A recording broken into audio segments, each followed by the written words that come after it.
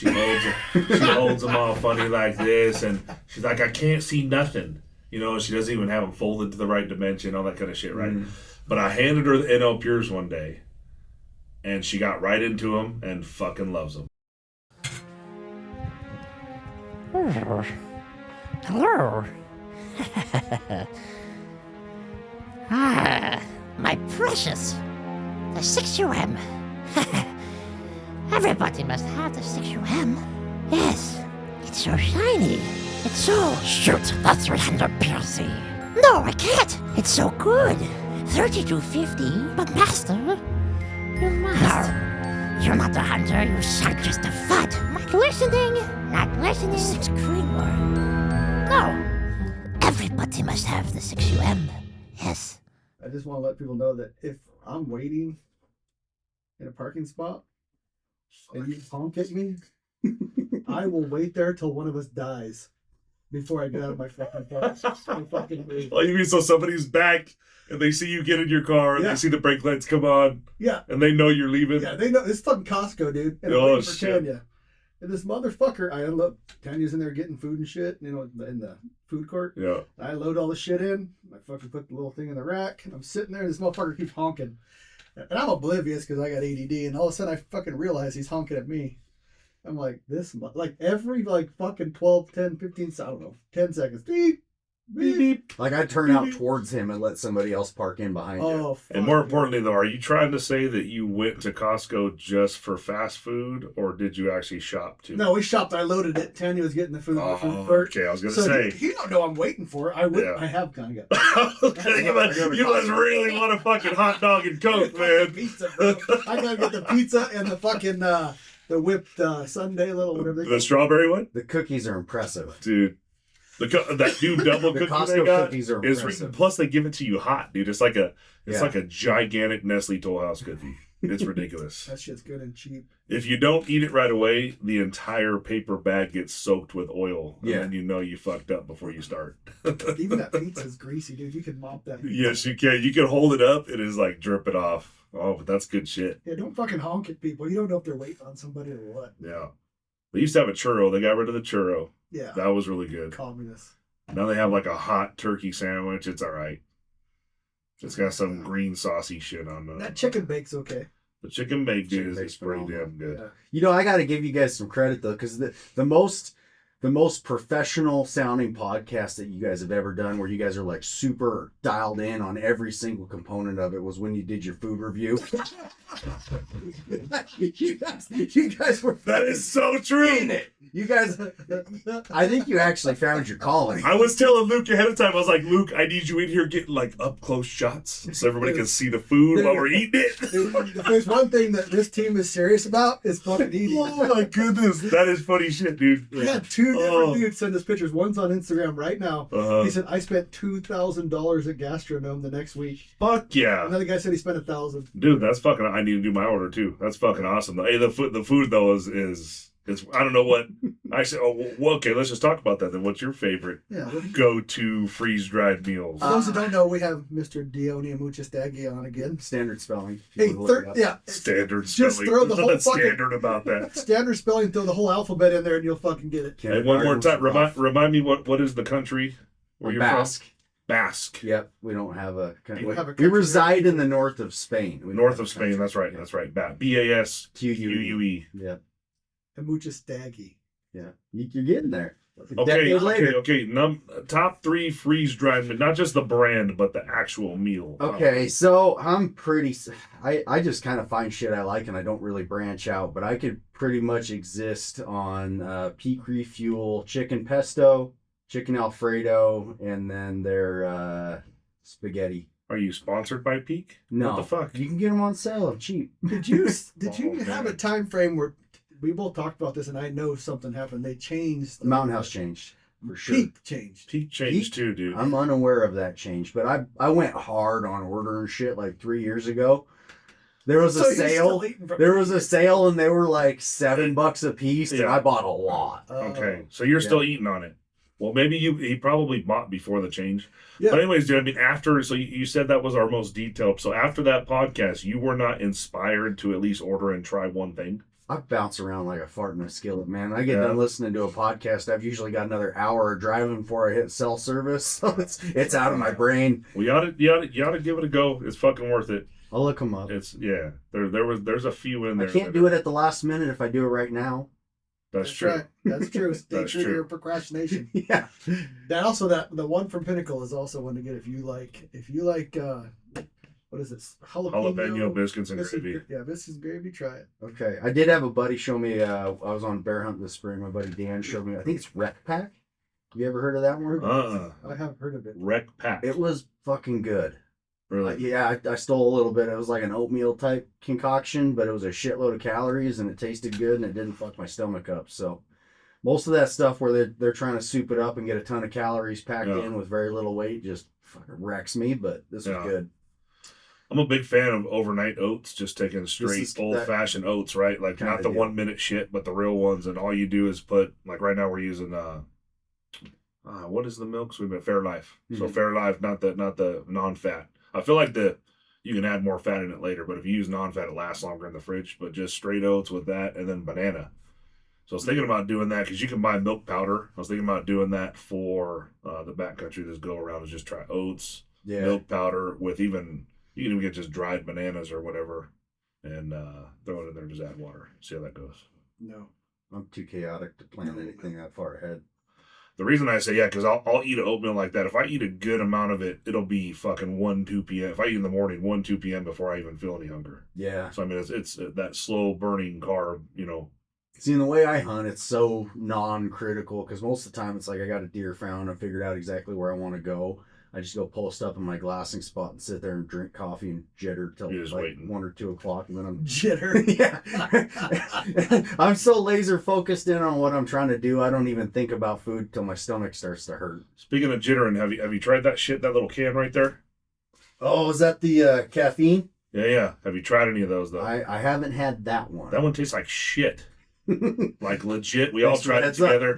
Somebody recommended on Instagram that I trusted. I don't know if I trust him anymore. Yeah. They said, "Oh, this is the shit." So I ordered like 12 packs of it. Oh, geez. You have 12 fucking packs. No, okay. So they either came in 3 or 4 count, and I wanted to try like a few different flavors. So it wasn't all the same flavor, but at least 3 or 4 of them are that flavor. Yeah. It grinds. I'll bring the other flavors in. Whiskey and cola, but The it whiskey tastes cola. like potatoes and asshole. Oh, good Is lord! what it tastes like. Yes. You have much experience with that combination? Yeah, but I know. It depends how spicy you like. I have a long tongue. Sometimes I miss. So say it again. What is it? It's grinds, coffee pouches, whiskey, and cola. I'm sorry to tell you guys. I mean, we try to be honest around here. I'm sure there's other flavors of that are good. That one, it was a no-go for me. I even brushed my teeth that night and still tasted that shit the next morning. Dude, it's rough. Gross. You should try it. I appreciate it. You should try that. Dude. Appreciate it. Do you dip anyway? No. You're not a Zen or anything like that? I'll do Zen every now and again, but like if I leave a 3 in there for a minute too long, my head's spinning the rest of the day. Oh shit! So you do Zen every what triggers you to have a Zen? somebody else has one and they offer it to me. Okay. It's like bumming a cigarette. Yeah. I got it. This is straight caffeine. There's no nicotine, no tobacco. It's an interesting concept. And it was Tyler Friel that talked about it. I was trying that today, but Tyler wouldn't be fucking okay with it. yeah. Tyler put up a story and he's like, "This is the shit," and then he tagged Halfwinkle, and I'm like, "Oh, it's got to be good, right?" And then so I just decided I have not tried the other flavors. I'm gonna bring them in. But addicts are addicts. That's true. They're all dipping coke. This fucking isn't a damn thing to them. Like if you really wanted the caffeine, you probably wouldn't care about the flavor. Yeah. I can look past a lot for that guy too. He's one of my favorite internet trolls. Like I like when he fucks with people. Tyler's fucking great humor. But he influenced me. Yeah. I'm not the uninfluenceable. He sought you out. And, yes, he influenced me. Well, that's a different on deal. Instagram, and I ordered that shit. Now it's a waste. Now there's 3 or 4 cans, but I did get some. I got I think just a coffee flavor and maybe some spearmint or some shit like that. So we still gotta try those. No. But I'm not so I'll get a coffee drink in the morning that has like 5 shots of espresso in it. Mm. So you can't really hit that kind of level of caffeine when you're in the woods. You could drink coffee all fucking day and not hit that. You just need to hunt closer to the road and pack a cooler full of energy drinks. Something like that. It's been my approach lately. Yeah. That's what mules are for. Yeah. There you go. Put a lot of fucking monsters on the mule. Yeah. I first experience I ever had with mules, which is part of why I don't ever want to hunt around mules again, was walking in and out every day with a guy who had mules that needed, I don't remember if they needed doctored or whatever, but it was a fuck deal. We had to go in and out back to the truck every day. I don't know if he was just fucking with me too. I don't know shit about mules. So, but yeah, I ended up getting a blood infection in my heel because I had boots that were chafing. But they had 2 mules that they used just to pack beer into camp. They called their camp 750 Beer Camp. And he had a bartender and barmaid were 2 mules, and all they did was pack booze. No shit. Yeah. Oh, shit. You said you got a blood infection in your heel. Yep. How does that happen? You have an open wound that gets stuff in it, and you don't get it cleaned out and taken care of in time. And then Like you septic? Damn. No, it's like my whole leg turned red. I think I took antibiotics for it for like a week and ended up fine. But Okay. You bring any antibiotics or Vicodin or anything like that with you in the field? I have, and I've had to take them in the past. But I had a sinus infection one year and ended up taking antibiotics. Just had them. Yeah, it was. I'm moving to straight fentanyl this year. Straight- I got a nosebleed, fentanyl. My nose is running, fentanyl. My leg hurts, fentanyl. But then, hey, but all that's gonna make you do is sit in the middle of the woods like this. Yeah, dude. But I won't feel shit. You're gonna be slumped over in the middle of the woods. They're all gonna be walking by you. What is that animal? Fucking hobbit's all bent over there. What the fuck is wrong with that guy? So there had to be something.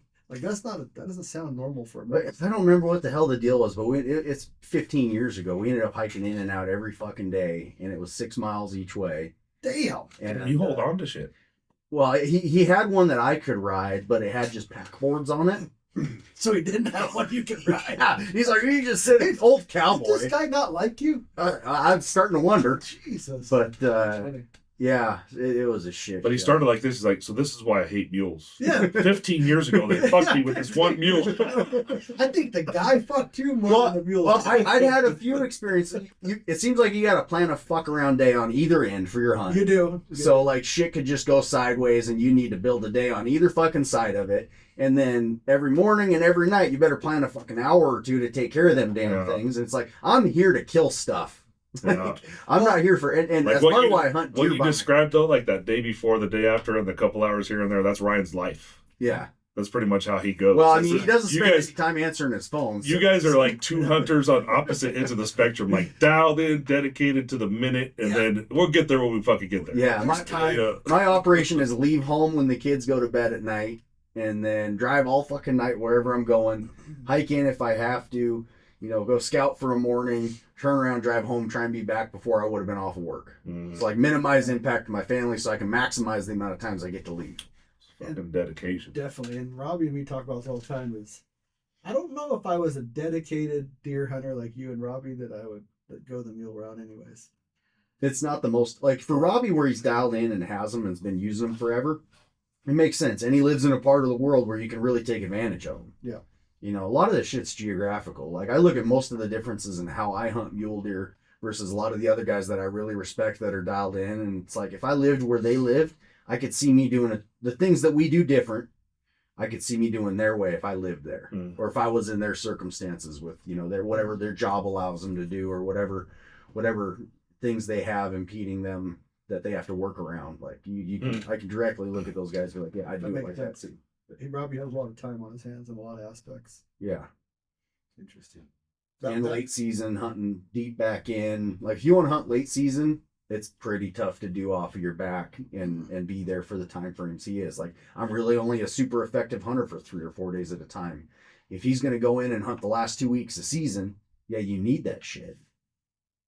That's a fact. Robbie, I don't know, he'll kill me for telling this, but his uncle, he just had to go in and rescue him because his uncle was probably going to kill him for saying this. His uncle got a ticket because they would just bury their camp every year. So some out-of-stater fucking saw this huge pit that they rebury their shit in each Holy moly. year. And the guy gave him a ticket. And the thing was they had to have the whole camp out by July 1st of this year. So if you saw Robbie's picture, I saw that picture. He said that was half of the camp. He got his uncles and his uncle's buddy shit out. The rest of them has shit was still in I've there. found shit like that before. Yeah. He They said, probably just needed to find a new hole. dude, he said that they probably had It's like 2,000 or 3,000 pounds of shit back in there. Jesus. Wow. My thing is house bears and dogs and cats. Haven't found not it yet. picking it out, digging it back up. Yeah. Yeah, but Robbie will be. But I just thought it was hilarious that he said, and if you looked at it, it was like old World War II fucking big old cases. Mm-hmm. He had them in the saddlebags. You have to see his post he had online. Wow. Those motherfuckers were full of those horses. Yeah. Yeah. I don't know. I found so many caches in my life of people's shit back in the woods. There's a place we hunt just south of here. We bear hunt.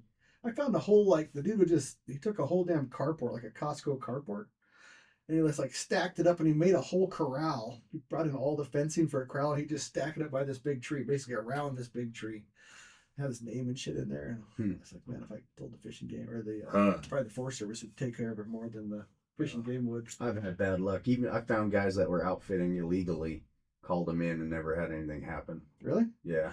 Well, whoever this out-of-stater was that got on their tail must have been persistent. Yeah. Or found the right guy. Yeah, or found the guy that really wanted it. Yeah, because a lot of times those enforcement officers from whatever agency you're trying to get them to, they don't want to go in 6 miles on foot.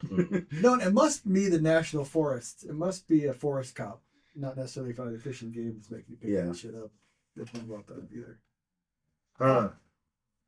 So, Jake, you said you wanted to bring in the fact that you were actually preparing to go hunting this year? Yes, I'm excited about hunting this year. We actually drew some good tags, and You didn't draw shit. well, they probably get. I didn't draw a fucking thing, but my family's lucky, which is nice. And Jake needs to go to church. but I, I'm I'm not doing it. I'm not doing something right. But I enjoy watching and being a part of it just as much as doing it for sure.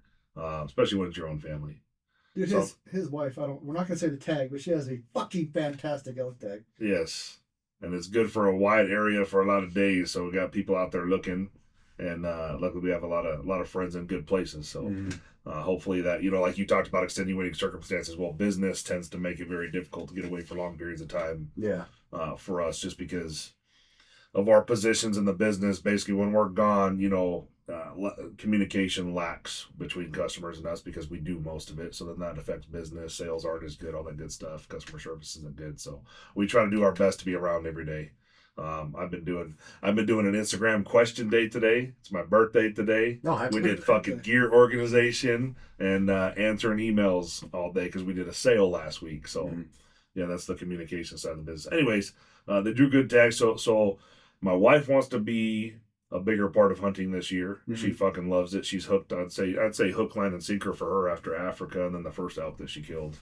And then my son, in a matter of 12 months, has went from, I believe, he's at least 60 to 80 pounds heavier than he was the year before. That means boots don't fit. He's trying to get size 15 boots. Luckily, a 14 kind of barely fit him. Right now. So he's 15 years old. He's 320. He's like a 14, 15 shoe. He's a 42 waist. And like Ryan and I were talking, like it's not like the waist is that big and then it kind of thins down. Like he's got like fucking tree trunks for thighs, right? So certain pants and shit don't fit. All the tops that we had from the year before, nothing fits. So I got a new hunter and I got a hunter without clothes. So we went through and basically organized all the gear today, spent probably 4 or 5 hours and just went through. So we have like a bucket system. So all I did was buy those big black buckets with yellow lids from Costco. Yeah. And we just continually put new tape and new names on shit as we go through and stuff kind of moves around. So I mean, we have like a turkey hunting one. We have something we call the everything bin because almost everything in there goes on every trip. And then we did clothes. We're all kind of just pants, jackets, socks, shit, whatever. So now each person has a bucket. And then we went through everything. We made about, we're going to do haha again next year. And part of the haha is going to be like a big gear exchange swap meet deal. Okay. So knowing that that's going to happen next year, I got like 3 giant fucking garbage bags already full of shit. And that'll be cool to do so. So we'll end up talking more about that. Anyways, so we cleaned out a lot of buckets, just organized, made sure, her Bino pack fit well and just going through gear. So I guess, we talked about organization before, and you asked me like what we do, and I imagine your shit's probably pretty unorganized, So, if I might guess. like a fucking hoarder. I imagine. But you know what I don't have? Huh? Any gay ass turkey shit. That's probably. So then, dude, there was all these people walking back from the 4th of July, and what we do every year is like when we kill stuff, we hang it off of our porch. So we're the corner. Tasteful. We're the corner house next to the park, right? And we hang dead shit up the porch all day so nobody fucks with us. They already know like that's the gun house because we started the business there at the house. So everybody fucking knows. But they have like a neighborhood Facebook and that shit. It's not a huge neighborhood. There's only 2 ways in and 2 ways out, but there's a lot of houses in there. Mm-hmm. So anyways, somebody was walking by and they were pointing, they go, that's the place, that's the dead animals. I was like, dude, it fucking works great. But anyways, so gear organization, we kind of do a bucket system. And then we do some small kind of prepping stuff, kind of beginner prepping stuff. So we have what we call the bunker, which is the 1-car garage. And then we have the 2-car garage where the wife gets to park and then has the shelves with all the buckets of organization. So I think we're pretty well organized that we can now, at least we can jump in there and find shit right away. And yeah. How far does the breakdown go? Like, do you have like camping? I don't mean camping like because camping is separate, but do you have like your camping, like your utensils and your food and your fucking prepared shit, and then your like tents and your sleep bags all in one shit? How far does the breakdown go? Okay. Same question to you next. Okay. So up along the roof, we have a lot of shelves inside the garage because the business was there. So I got kind of a lot of storage areas. So all the backpacks are in bags, and they're loose bags up along the top of the garage. Kind of they stay dry up there, the heat rises, all that kind of shit. Anyways. Then we have a closet that breaks down and has 2 stacks of drawers in there. So I'll have like a cooking drawer. So cooking would entail anything that, it would be your fuel canisters, your fucking MSR, your anything related to that, spoons and all that shit. We have a water drawer with all the different water filtration shit that I have. So, but this kind of goes back a little bit to the prepping too. So it's not just hunting and backpacking type stuff. But yeah, we do have drawers breaking down. We have one of those buckets that's just for tents. We have a bucket that has pillows, sleeping pads, things like that go with the tents. Like I said, we have an everything bucket, and then now we broke down each person has their individual bucket for clothing. We got rid of a lot of stuff because I've kind of hoarded stuff over the years. As my kids have grown up, they've been through every different kind of gear and stuff like that. So yeah. And then now I decided like the Bino packs, because we have pistols on them and stuff now, and all those are kind of over in the prepping area with all the rest of the guns and all that good stuff. So I kind of separated stuff out a little bit, but yeah, it's broke down pretty well.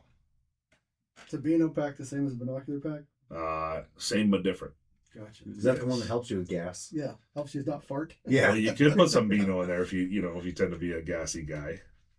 I don't know where Bino even started. My kid says it now. It's kind of infectious if I keep saying it. People just start saying it. They don't even know. It feels like you're trying to bring it back. Is this like Luke said it the other Porch day? Monkeys for life. And he didn't even...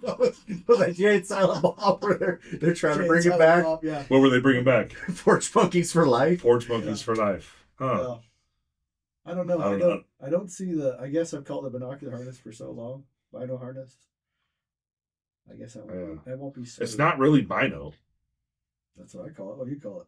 Binoculars should be a Bino harness. It's binoculars. Is it binoculars or is it binoculars? Well, the point is that your chain. Yeah, I don't know. I mean, I guess we can look it up. That'd be kind of clear for enunciation. I don't feel like this is that much of a debated topic. I feel like it is here. I think there's one person wrong and the rest of us aren't. Yeah. I'm pretty comfortable that I'm right. So we'll just leave it at that. It's good. You're trendsetter. Yeah. Yes. Bringing it back. He's an army of one. Yeah. Enhance your shooting experience with STOCKY'S stocks. Are you tired of struggling with mediocre rifle stocks that hinder your performance? Imagine having a high-quality rifle stock that not only enhances your accuracy, but also provides superior strength and a lightweight build. STOCKY'S Stocks offers a wide range of premium rifle stocks manufactured with hand-layup carbon fiber construction, a patented carbon fiber AccuBlock, and multiple finish options. Whether you're a long-range shooter or a hunting enthusiast, our stocks are perfect for you. Experience unmatched precision and durability with STOCKY'S stocks. We provide stock installation instructions, technical support, and guidance to help you choose the right stock for your rifle. Upgrade your shooting game today with STOCKY'S stocks.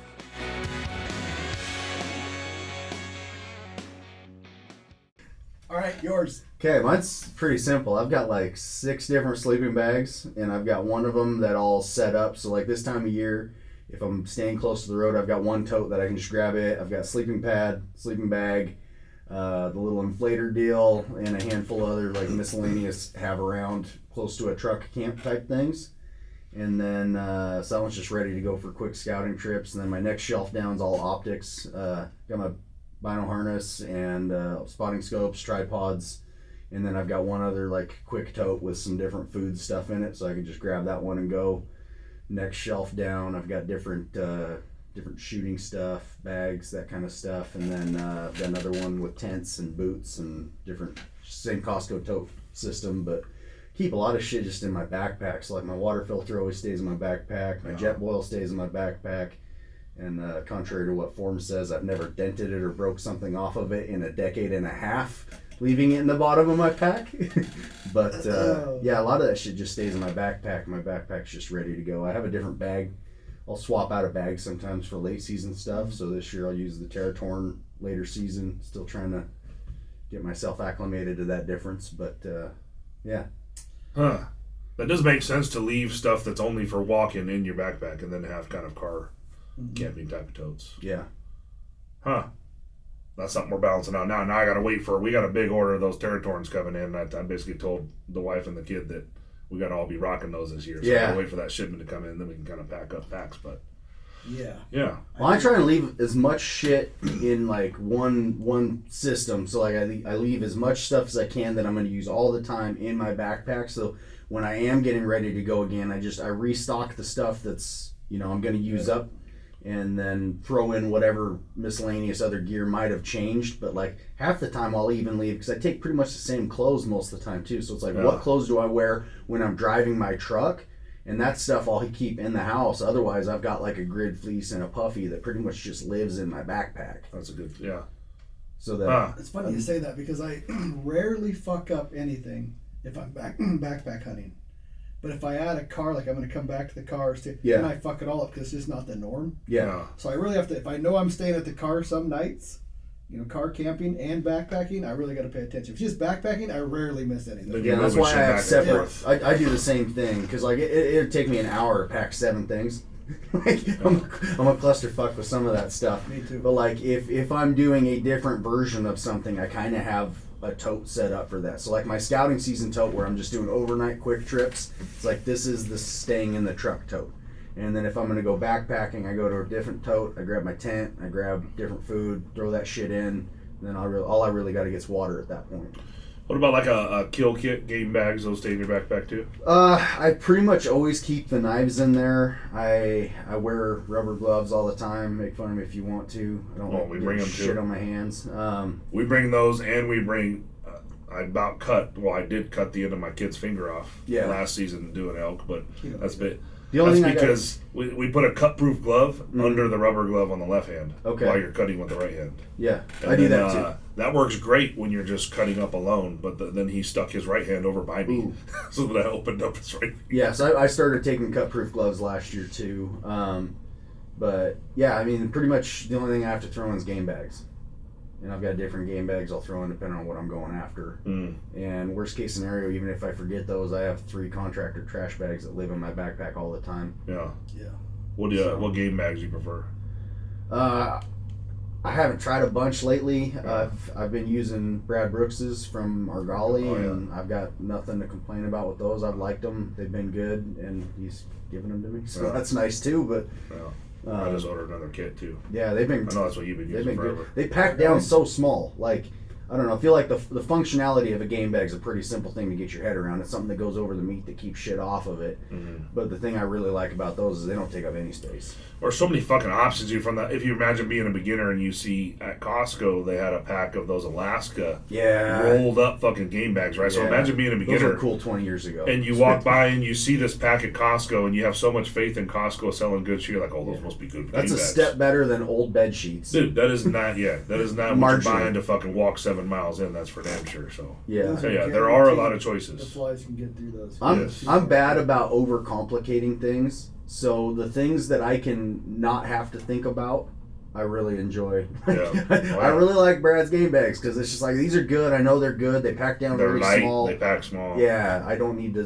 They actually wash really clean too. Yeah, like I haven't thought about it much past since like. Yeah. I don't think about it more than that now. Well, we've had a lot of different options. Some bags just don't wash clean. Those tend to do pretty damn good. Yeah. I have like 100 sets here. I know you do, but I was just trying to support him, and so I I ordered have me a 100 set. sets of tag bags. I have Yeah. probably 50 sets of Kafaris. That's all right. I think you gave me some of the Kafaris last time I was here. Yeah, Yeah. they're. And then I they're- opened them up and they're tiny. Oh, you must have got the boned in one. They're like Yeah. tiny. Dude, they have some real. They're overbuilt. That material. They are. Yeah. Yeah, I'm gonna grab something to drink real quick. My throat's killing me. Yeah. So what else do you have for organization then? So it sounds like you got a pretty good system. How about when you come home and you got a bunch of shit, you go back through it and restash in the same spots? And Yeah, I try to. Sometimes it sits there for a few days, but for the most part, I try and just shove everything right back where it goes, and then. what about when you bring an animal back? You got the same guys you go do the same process, meat processing, and Yeah, I mean, for the most part, I've been doing as much of that on my own as I can. Just, Really? Yeah. Well, what I end up doing a lot is like I keep back straps and some of the more choice cuts of steak, and then my brother likes the hamburger, so I give him a bunch of it. And he eat burgers on and the that. burger. Yeah. Okay.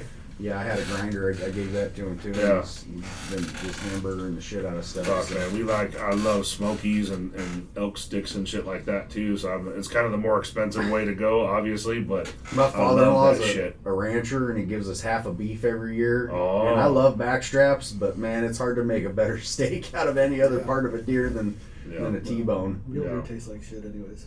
Elk's worse. Oh, you're out of your mind. Elk are horrendous. You're out of your mind. Yeah. Blasphemy. I don't know. That's funny shit. So what, Ryan? Now it's your turn. What? Let's just give us a look through your eyes as you're walking down into your catastrophe and tell us how you find your shit. Dude, first of all, So on a scale of what it sounds like he just described or what I have, or that episode of Hoarders where the lady ate her poop, where are you at on that scale? just paint this picture. You guys say you have rooms. I have a house and a storage unit. I'm not joking. I've taken over all of the garage. I've taken over almost half of the basement. I have a room that I call my office that's kind of being taken over by my daughter because she's moved back in for a while because they're building a house. I have that whole room, and then I have a 10 by 20 storage unit just full of shit. Good Jeez. Lord. Now add in mules. Yeah, I was gonna say now you got a tack room. It doesn't take that much gear to go hunting. No, but think about this too. I am the place that everything gets reviewed, either gets sent or sent back to. And I am like too fucking lazy to just, I give a lot of shit away, and I've sold a lot of shit, but I don't feel right about selling shit that we got for reviewed, you know? Yeah. So I like just don't do it, and I just have shit upon You shit. gave me a upon rangefinder a long time ago. shit. Yeah. No, I know why I don't even remember. I know why Tanya said she was looking 2700 forward to beat. the haha. Oh, dude, if she we would make it killing. You guys are gonna need actually. So I got to looking up pricing and shit for all that. So in the one that was a Jacqueline, Yeah. they can fit 86 8x10 booths. So you It's guys are big. probably gonna need about 3 or 4 of those. Oh, it's so. That's actually going to be one of the features of this deal is that Ryan is going to clean out his entire house and fucking storage, and he's going to bring shit It'd down. take 2 U-Hauls. Like big ones. I have my core shit, and then I just have shit. Yeah, Yeah. And mule shit now. It's just good. I can imagine. That's what we cleaned out today was all the accumulated shit that we literally will not use again. I have stuff in bags. I have no fucking idea what it is. No. It's like Christmas every time. No. Like Tanya was looking for this coffee mug, like French press thing. It was her favorite, and I was like, I have no idea. Go I buy found a that new one. fucker today, like 6 months later. I was organizing some shit to try to make room for some mule shit. I was like, oh, honey, I found that fucking French press you wanted fucking about Christmas time. Yeah, I try really hard to just stay on whatever the newest version of whatever thing I'm using is and get rid of the previous one as quickly as I can. You sell a lot of shit? Yeah. You cook it, sell. Yeah, we've talked about this before. Like, you seem to you cycle through a lot of things. I cycle through a lot of. I'm always trying different shit. Yeah. But it's like I get rid of it almost immediately just Yeah. because I don't have the space and I'd lose my mind if I'm not super organized. Like it's messy, but if it's messy and full, It just hurts my We brain. were cleaning out the garage today, and my wife kind of has a couple shelves that are kind of kitchen-y shit. Yeah. And there's a fucking Instapot on one of them. And I looked at her, I said, we can go ahead and get rid of that Instapot. She looks at me like I was fucking crazy. I said, when is the last time you used that Instapot? And I could hear Mace in the background, about 6 months ago! And I'm like, why the fuck does that pot need to sit there? Right? Like, why does it need to sit there? Why you want to hold on to it? So she has a little bit, not nearly that type of hoarder level, but she hates getting rid of shit on the off chance that, we save Christmas bags. Like, if somebody gives you a gift, she saves the bag. Really? She'll save the tissue paper. You mean like a bag? We'll save the bags, but those bags are like $6 a piece. Then We there just you go. re-gift them the next year. This We got is a small exactly stack of them. Yeah, but she don't have a small stack. She keeps them all. That's Like if we give gifts away and somebody comes to our house and we do like a gift exchange, before the person even picks up the bag, she says, "I'm gonna need that bag back." I'm telling you, you're gonna need that bag. You gonna use that bag? Are you gonna use that bag? Don't go in the trash can. I'll pick it up tomorrow. There you go. That's how she is with that when kind you of walk shit. into our house, you know without a shadow of a doubt where my shit is and where Tanya's shit is. There's a stark difference. Stark. That's funny. She's more dress right dress, super fucking anal. I am not. And we have a weird concept in our house too. It's a split entry. And you walk in, there's just dead shit all over one side, and then there's Disney on the other side. I was going to say, there's probably a lot of Disney in there. It's pretty eclectic. That's funny. Well, Dioni, I have a question for you. Okay. Do you have a deer yet? I've got some prospects. Do you? Yeah, so I actually started more aggressively this year than I have any other year in the past scouting. I think I'm 6 scouting trips in before July. You said that's more? Oh yeah, no, I've never started as early as I have, like going as hard as I have this year. Kids are getting a little older. I've drugged them out for a bunch of shit. That's like 6 me going scouting trips, but I've been dragging my boy out a bunch, going to check out new areas. Like I've been the first guy in like 3 or 4 of the places I've gone this year, just, chasing the snow line, getting into places. I found a deer that I passed last year on opening day. That was, he was like a 7x9, just shit going everywhere, but small frame. So I think I found him again. I found another buck driving into a spot, literally ran across the road in front of me. Looks pretty good. I don't know what his forks will end up like, but I've got some prospects for sure. It's a good question on that because I've been looking for, like the tag that you drew, I've been looking for elk too. I've always looked at elk my whole life. And by now you can kinda, but when That bull I just showed you a picture of was pretty good. Yeah, you can fucking see like what an elk's gonna look like right now. But to me, deer don't seem to be that conclusive yet. There's by huge, July 1st. huge variability. So, Not only that, but is it going to be anywhere near that same area when it comes time for season? This buck will, because he's exactly where I saw him last year. So that's that buck. That's Oh, a compact, heavy one. Or Yeah, that's the one that's gonna have shit going everywhere. That would already be the biggest deer I would ever get. He ain't even grown in yet. See, that's what I mean. You look at that and you're like, how do you know how that's gonna finish? I think I know how that's gonna finish because I know what he looked like last year. Gotcha. And he's got way better mass, and you can see where non-typical stuff's starting to sprout off of him. Dude, I don't know. And then I don't know. I'm gonna have to send this to you so you can add it in. But I hate to break it to all the other deer hunters. The rut started real early this year. That was last week. Holy shit! They're getting after They it. humping? Yeah. Yeah. Oh, good lord. Yeah. They're humping in velvet. Yeah. That was the other good. Let me find a better picture of him. So the picture you just showed me when they're still in velvet, all nubbed out still, to me that's like, that would be like seeing somebody's burned ass face and knowing that it was this other lady before. Like, how do you... This would also be the biggest deer you'd ever shot, even. Oh, yeah. There's 2 of them, no? Yeah. They're both big. Shit. He's wide. I don't know anything other than that. I mean, headlights in my pickup. How? So let's say you've never seen that deer before, so you have no idea how he finished. How would you go about understanding how he would finish? Or you keep trying to find? So that deer's in a really particular spot because there's no great angle. So it's like it's kind of a weird primary ridge, and the spacing in this area, a lot of the mountains are farther apart. So like most places in Idaho, if you're on any kind of a ridge, you can usually get 700, 1,500 yards away and glass back on stuff. But some places have, more unique topography. Like the easiest place to just tell people where it's at, 'cause it's not going to hurt anything, is in the middle of Frank Church. So like this isn't there, but that country's spread out. The mountains are farther apart. Like big chunks of those mountains just have more distance in between the peaks. So a lot of that country is harder to glass. This is a spot that's similar to that, where the only place you can really see this deer is from on that big primary ridge. There's not like great topography. None of it's got big turns where you can like go down something and glass back. So that deer, I'd probably just stack a bunch of trail cameras in there, which is what I plan on doing. Try and figure out where he's going through. Obviously, he's walking across the road. So like for me, one of the things that I like to do is go in like middle of a week after a busy weekend and just drive up and down the roads at night. Not even to see animals, but like tracks are so easy to spot because if you've got your headlights, they're casting a shadow. So if you've got really high lights pointing down, you won't get as good of a shadow. So you almost want a light that's really low on your pickup. And then you can have or on a dirt bike or whatever else. You can have just a sandy road where you've got a track that's that deep, and it'll stick out like a sore thumb. I learned this lion hunting. I know, dude, but I never thought we'd go about how your headlights work is going to help you find deer. I overthink everything. That's why I like simple stuff. Like I got a good game bag, I'm not fucking with it. I'm overthinking everything else. So, yeah, I mean, it's just so much easier to see a deer track at night than it is during the day. So a lot of times I'm doing weird shit that other people don't think of. Everyone else is looking for deer. I'm looking for deer tracks on a busy road, because you'll find places where it's like, okay, I know there was a fuckload of people going down this road last week or down this trail or whatever.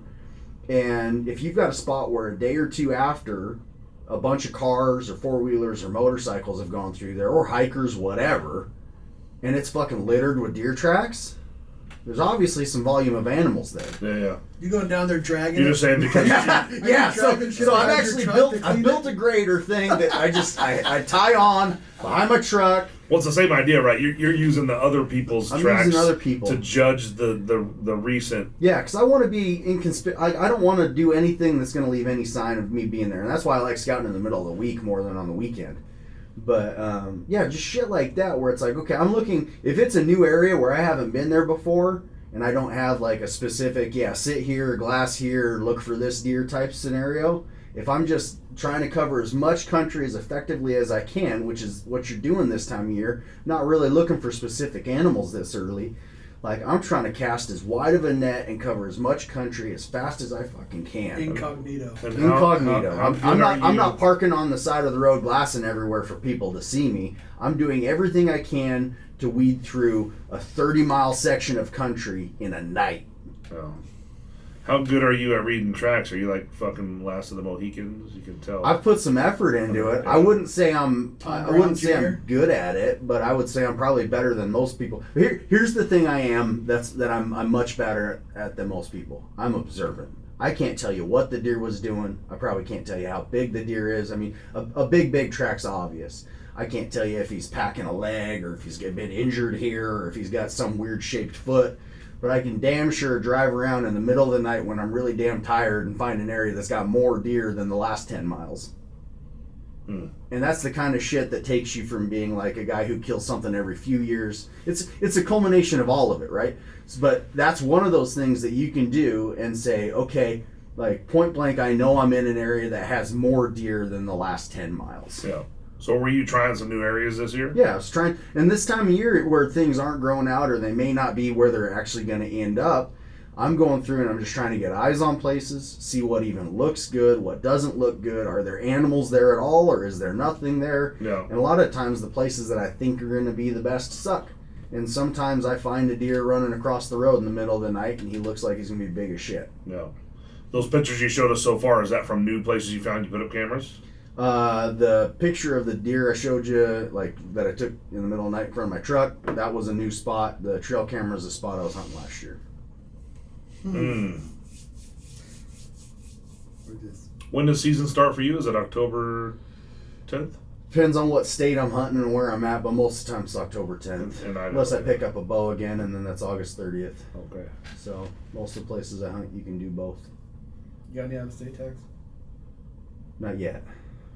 No, still working on it. I've applied in 7 states this year. None of them wanted to give me any, but there's backup options. Well, you need to go to church, you and Jake. Yeah. We're doing something wrong, man. Hey. We're doing something wrong. Best tag in the world is General Idaho deer tag. Oh, I There we just go. did a podcast with Robbie on Rockslide, and I'll take a general elk unit over any controlled hunt once I get a hunt once in my lifetime. Yeah. So, what's the plan now?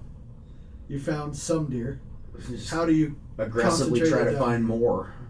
Keep an eye on those ones. Go out and see what I can see in other places. I know those ones are there. We're going to be close to there. Like I said, I'll stick a trail camera on that other spot because we're still allowed to do that this year. And just so now from here forward, I'm going to check up on all the other places. You talking about the cell camera part?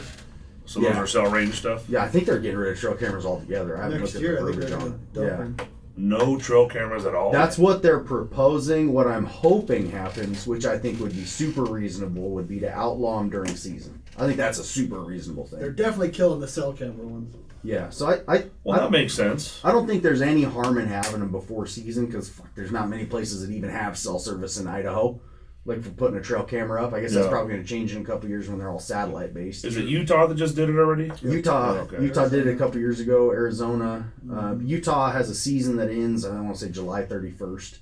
I think it's super reasonable to get rid of them during season. Montana, it's you can't use them during the season for a long time. it's really fun to do it before season though. So I hope they don't totally get rid of them. Yeah.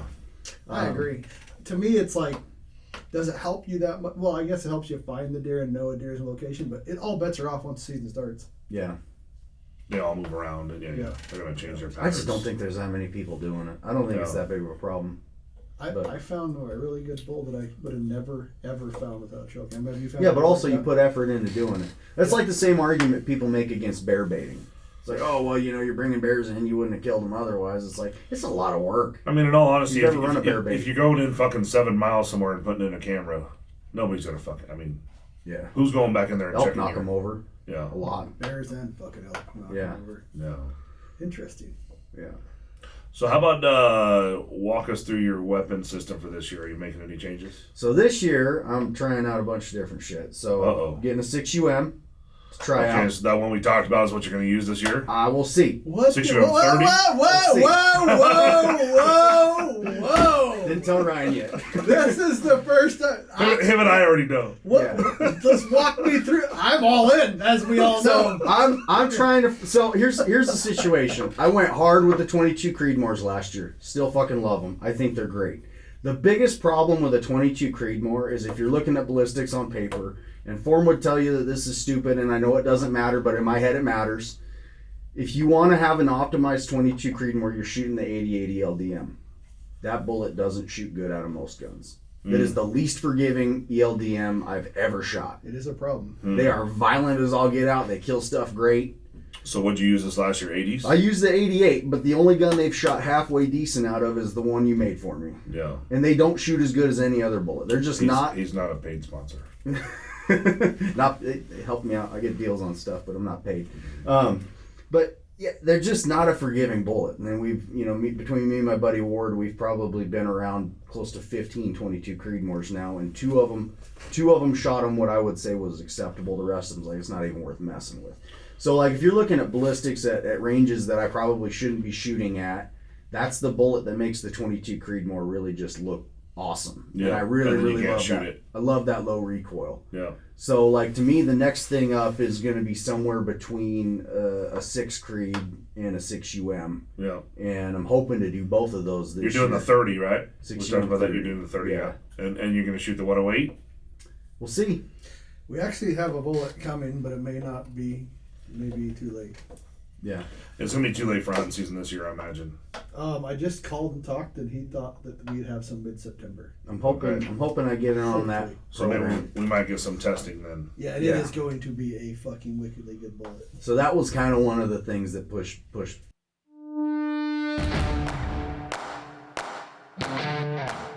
Hi, I'm Brent Jarbo, CEO of ADG.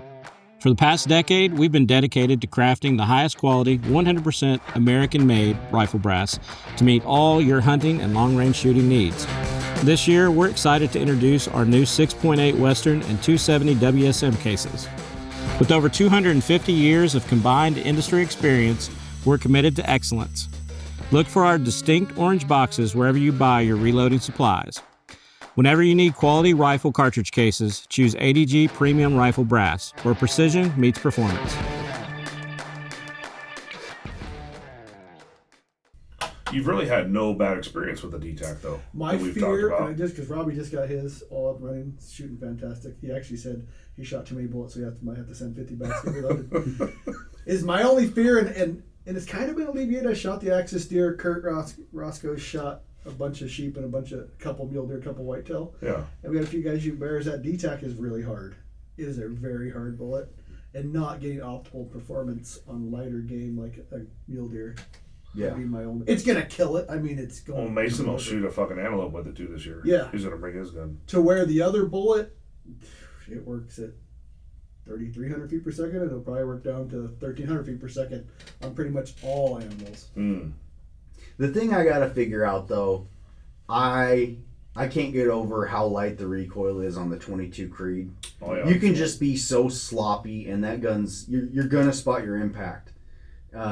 Which I'm working on having the best shooting form I can, but like how do you just get away with everything? That gun's just so easy. It doesn't move. It's so like people talk about how certain guns, that gun doesn't kick. It's like the 22 Creed doesn't move. It's just, not even a kick factor. It doesn't move. Yeah. Yeah, so it's What's the rest of the build? The rest of the build, it's Tika, Rockstock, RS 1.2, unknown rings. Full on rock slide. Yeah, you're Are you gonna run a suppressor? Did you run a suppressor last year? Yeah, I've been running suppressor for the last couple years. Okay. So you gonna try an OG? It's gonna be the OG. He already has one. Yeah. Okay. You're gonna. That's right. We talked about you were doing tone testing. Yeah. All right. You're gonna have like five more foot-pounds of recoil. There's no way around it. Yeah. Because so what I'm trying to figure out, because I love my 6.5 PRC too. But it feels like that gun, it don't have to be perfect, but like definitely gotta be on the gun right, gotta be holding it right. There is a big difference though, in my opinion, between a 6.5 PRC and a 6UM. Mm-hmm. Because I can spot almost, even in shitty spots, past 300 yards, I can see the impact of the 6UM with a suppressor, 9-ish pound range. I cannot do that every time with a 6.5 PRC. Mm-hmm. Yeah, and that's where I feel like 6.5 PRC, most of the time I'm spotting impacts, whatever the range is, short of an offhand shot. And, but there are situations, I can't remember how I probably said that wrong. So 6.5 PRC, I'm on the bubble for some positions shooting it. The 22 Creed, everything all the time. I want to find where the kind of line is. I'm not sure if it's the 6UM or if it's a 6 Creed, where that sweet spot's going to be for me. Because I feel like whatever ballistic advantage I get, I want as much ballistic advantage as I can get in a package where I feel like I can't fuck up. The 6 Creed to me, and I don't have a lot of experience with the 22 Creed, but I have enough. The 6 Creed is not much different than 22 Creed in my opinion for spotting hits. The 6UM is a little stiffer. It definitely is. Yeah, but you're talking about standard cartridge versus a Magnum. I mean, there's already it is a big jump, but there is a step down. To me, the 6UM is very fucking similar to a 6.5 Creedmoor recoil. Like that's just on like 300 yards, unless I'm in a real fuck position where like my feet are above my head, I'm trying to angle. That's hard to spot. Yeah. But most general shooting positions in the hunting world, I can spot my hits. What barrel contour did you get? Whichever one you guys had on the shelf. I think it was a Tika Sporter. Yeah, Tika Sporter. Okay. Yeah. I didn't know if you tried to. Ryan's got this super lighter than a Sporter. Yeah. It's what are we calling it? A zero? No, they have some. It starts with an E and it's some Latin word for really fucking light. Okay. you didn't go like fucking Starbucks naming program on this barrel contour. No, it's EL something. 18 or 20 or 22. 22. Yeah. Okay. Oh shit, that's gonna be. Oh, that's 30. Yeah. Yeah, you're gonna be 33 or better. Yeah. I like fast. I want to go fast. When did you order this? This just happened 2 days ago. Yeah. Oh, okay. You're not out of the loop. He texted me and said, well, first I texted and said, do you need anything? And then he come back. Got me thinking. Yeah. I figured it might. Well, I've been stewing on, the bullet, and I'm thinking like, what's that next thing? 'Cause like I said, I still love that 22 Creed, and I'm not above still shooting that thing at everything. But I also had some experiences with it last year in Alaska where two of us killed moose. First guy that shot ended up using my 22 Creed on his moose, And bullet performance wasn't the problem. Problem was I did load dev in Idaho on a really dry, non-humid day, and then he shot a moose at sea level in Alaska with my gun filled up full of water, and it was blowing primers out. And that's my fault. And it brought me back to that shooting class talking to you about how you guys do shit Walmart safe. And I needed to do shit Walmart safe because like what wasn't showing pressure in Idaho was blowing primers in Alaska. That's another nice thing about going with a short Magnum versus a short Standard is you can go Walmart safe and still have the fucking you can still have the speed. I was standing on it. Yeah. And I learned a very important lesson because my gun locked up, fucking primer fell out and got into the action, and it's like, oh shit, and I ended up shooting my moose with my buddy's 300 Win Mag because like I don't trust my gun right now. So learned a valuable lesson. As soon as you start to see pressure, back it off a lot more than 1 grain. Yeah, we have that at 64, and I've tried to really make it fuck up, and it just hasn't with the 30. Yeah. I mean, on your side, you could always just do a water test. A lot of those PRS That's what I started doing. Tests. That's what I started doing. I didn't even know that was a thing. Yeah. It's a PRS thing because they're out there. They want their load to where if it rains, everything's going to be okay. Yeah, I'm more than comfortable giving up a little bit of performance to make sure my gun doesn't lock up. It's funny how you feel like you're so prepared for a situation like you are, and you still run into something you learn a lesson from. Oh yeah. You need to listen to your boy, For Malicious. Yeah. He fucking throws everything out in the yard for a few days and lets it rain and then pokes up and shoots it and see what happens. Yeah. I can simulate rain with a water bottle. I don't know. Get outside for a couple days. Yeah. I ain't got that kind of time. He wants he's testing the freezer. If I was shooting in my backyard, my neighbors would call the cops on me. You got a tiki, you're good. What other gear have you changed for this year? Man, almost nothing. Yeah. Really, I mean, my shit just doesn't. I don't know. I was using. I don't know if it was last year. Yeah, it was last year. I made the swap over. I was using the STC. I had all Swaro spotting stuff, and now I'm all in on the Kawa stuff. Really? Yeah, I took a bunch of them out and tested them. I actually had 3 different Kawa 88s and 2 different Swaro 95s, 2 different STX eyepieces, a 115, and I tested everything side by side. And one of the things I found is there's a ridiculous amount of variation from scope to scope, same make, same model, like ridiculous amount of variation. And inside that window of variation, there's overlap. So the Kawa 88 is like a full pound lighter than an STX 95, and depending on environmental conditions and lighting, I felt like in at least as many conditions, the Kawa was as good or better than the Swaro. Now, I tested another Swaro, and turns out I had a bad Swaro. It wasn't bad. I'd sent it back before and had stuff fixed on it, and optically it was in their range, but it was not anywhere near as clear as the best Swaro because I borrowed buddies and tested stuff. But what I found was there was enough overlap in that range, and the biggest difference I could find in optical performance didn't have anything to do with the glass quality. It was how stable is the glass, and then how good was your focus. Especially if you're spending a lot of time digiscoping. What I found was I was not able to get an optimized focus with the Swaro where I'd have to rotate the barrel on the spotter. I would induce enough movement that I would get shake, and then that shake would not allow me to get a perfect focus. So I was getting better images with the smaller objective glass that in some conditions was as good or better, in other conditions was not. But on the average, most of the time I was getting better digiscoping images through the Kawa because I'd move it less when I was focusing it, and it's a pound lighter and balanced better on my tripod. So you find that the fine focus is the game changer? It matters. I mean, it's on the margin, the situations that it would actually matter. It's glassing multiple miles in bad conditions.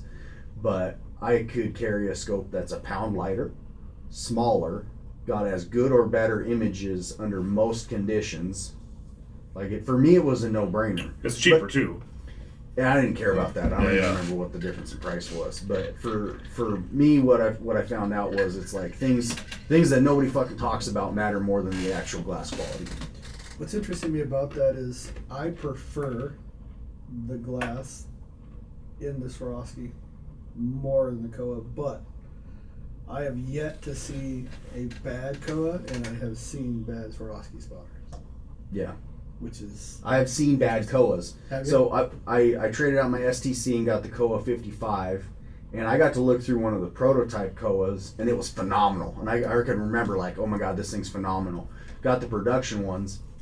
I went over to they're going to hate me for saying this. I went over to S&S Archery, and they'd just gotten a dozen of them in. It was the week they got them. What size? The 55. They got a dozen straights and a dozen angled. I took half of them fucking things out of the box, and I set them all up next to each other. And the very first one I looked through, like before, I had a couple of guys that, because they didn't believe me, they're all the same. And the very first one I looked through, I'm like, this thing's not right. It wasn't bad, but the instant I looked through it, I could tell that it was not as good as the prototype that I had looked through. And then we started looking through them, and I didn't tell anybody what I rated them. And all those guys looked through, and we scored them all exactly the same. 3 of us looked through all of those scopes and scored every one of them exactly the same from, 1, 2, 3, 4, 5, 6. What was this bad glass? They weren't even bad. It was just like you could tell that this image was not as nice as this one. Not as crisp, the resolution. Yeah, they were all good. But there was definitely good, better, best among a group, the same production run, one serial number after the other, exact same model. Came in on the very first order.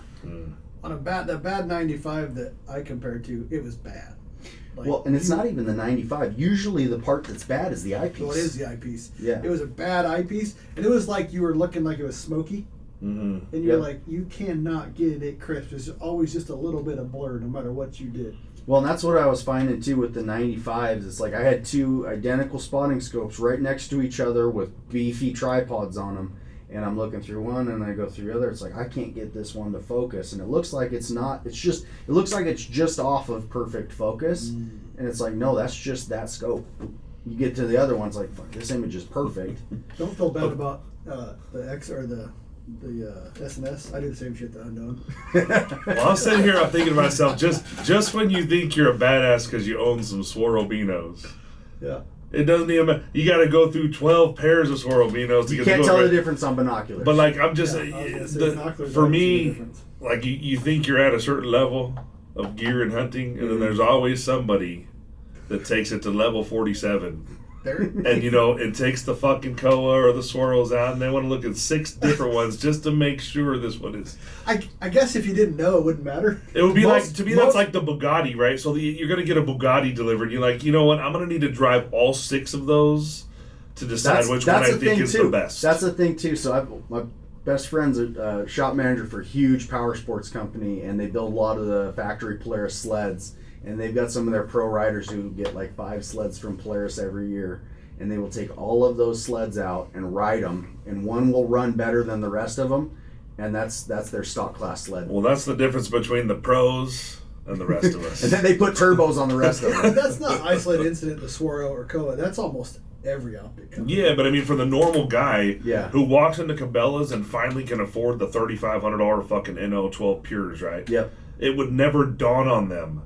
That's like the Bugatti. It would never even dawn on you that some Bugattis these are better than other might Bugattis. not be the best NO. Well, and I will say, so I've tested it with a bunch of different binoculars. You can't tell the difference in binoculars. I'm just making a comparison. It's just spotting scopes. And you'd wonder why. Why is that? Because you rarely see fucked up binoculars. And you talk to any of these companies because I've asked them. Well, it's fixed magnification, right? They hate when you bring this up. They don't like to admit that there's variation in their product. Yeah.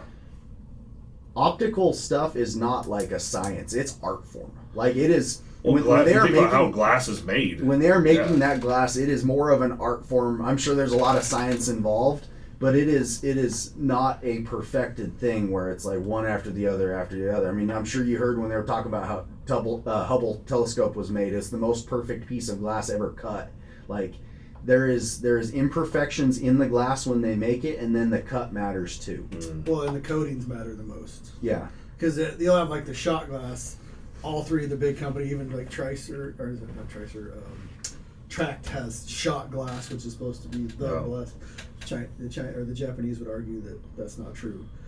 But it's the multi-million-dollar R&D in the coatings that makes the difference. Well, what I'd like, because isn't Shot owned by Zeiss? Yes. I'd like to see what Zeiss's shit looks like. That's the only scope I haven't messed. I've looked through one of them. They're getting out of all sporting optics out of Germany. They're all going to Japan. Well, it's a non-issue then. But I'd be really curious if they were high-grading the best shit for themselves. I think their big scope's kind of silly where it's got that change in, like it has some shifting part in the lens that changes the field of view. I don't know. I could never get... And they're only angled, which is dumb. I would certainly... I would do a little skimming. Yeah. I'd see which class both of you fucking would apparently. I feel like I need to talk to the rest of us that can barely afford Swirl. That don't worry, guys, your Swirl's just fine. The average guy would never appreciate the difference. Yeah. You're gonna have some guys are gonna be calling their buddies, bring your shit over here, man. We're doing a test. Well, I mean, the thing, I'm just in a very fortunate position where I've got a bunch of buddies who have. Well, a lot of them I tell, like, yeah, you should get this, and then they end up buying it, and then I have the same thing to compare. So, like, I'm in a pretty specific situation where I could even appreciate the difference or even know that it exists, and I've borrowed enough stuff from S&S to try out, and I've just looked through enough of, like, oh, I had mine, or I borrowed this one, and then I borrowed this one from this guy, and it's like, I thought they were different, and then I got them together and was able to see, but it's subtle at best. Yeah. Mine started out with the early, the magnesium housing. Those were good. I had a magnesium housing non-HD STS 65 that I would put better than my STX 65 that I had that was 15 years newer. In HD. Yeah. And this is an old school non-HD. And that was actually one of the things that keyed me off on, like, hey man, this STX I've got sucks. It doesn't suck. It was a great scope. But, like, I remember what that other one, it was one I owned that I sold to a buddy, and I'm like, hey, motherfucker, let me borrow that thing again. And I gave him a really good deal on it. Unfortunately, when I told him I sold it to him, it's like, I gave him a good deal on it. I'm like, if you ever get rid of this, I'm buying it back. It was so good, but it was a non-HD, now it's probably 20-something-year-old scope that I thought was better than my brand new STX. Did you say you had an STC? So I had an STC also, and then I got that next to that prototype Kawa, and I'm looking at it, and the field of view is, this, I'm holding my fingers a millimeter apart from each other. Field of view is that much bigger, and then the thing I found that makes the bigger difference is the focus. Optically, the STC is phenomenal. Field of view is almost identical, tiny bit bigger on the Kowa. The STC is a little 2-pounder. Yep. They're almost the same scope, other than the focus is easier to use on the Kawa. I wish it was armored. I don't give a shit what either of them weighs. I wish the Kawa was armored, but like I said, I get a better image when I'm digiscoping when that focus is perfect, and I get a better focus out of the Kawa. I do not like that 55 Kawa. No. What don't you like? I don't. Have you tried 2 of them? Seems to get darker. Did you line up 6 and try all No, of them? I've had 4 or 5 of them. I think they get darker faster. I think, and this could just be my eyes. Everybody has their own lenses. I think the resolution's better than the ATC. Like, I've tried to like I love 88. It's fantastic. The 66 is fantastic. Not the 55. See, and I packed both those little scopes for a whole weekend. And you took the Kowa every time. I picked, not every time. So optically, they were pretty much a wash, but the focus was easier to get a good focus. Did you do obviously? I'm swapping them back. I took 2 tripods. A lot of low light stuff. Yeah, all day. And they're ATC or STC? STC versus the 55 straight. Yeah. What tripod are you using in head? So I've got a bunch of different tripods, but the main one I'm using is a Leo Photo 284. Pretty thick little guy. Yeah, it's sturdy. Oh. That, like I said though, and I went to a bigger tripod after doing all that testing last year because I realized, okay, you could pack. There's the really expensive tripods like the Really Right Stuff that are really nice, or you could just get a tripod that's a quarter of the price and just get the next bigger model. And you need that stability though. Like your optics cannot perform good without that stability. Yeah. What binoculars did you say you're running? I've got the Swaro with the NL12s. What rangefinder? I've got the Leica, was it the 2800.com? Not considering getting rid of the rangefinder and going to the ELs? I don't know. arguing with Form last year. Everything he's talking about is doing it fast and like being ready to take those quick shots. And I told him he needs to scare less animals. I did find ironic you shot a big deer off your hand at 80 yards the 60. next year. 60 yards the next year. 60 yards. You don't need to range them at 60. Yeah, you did. True.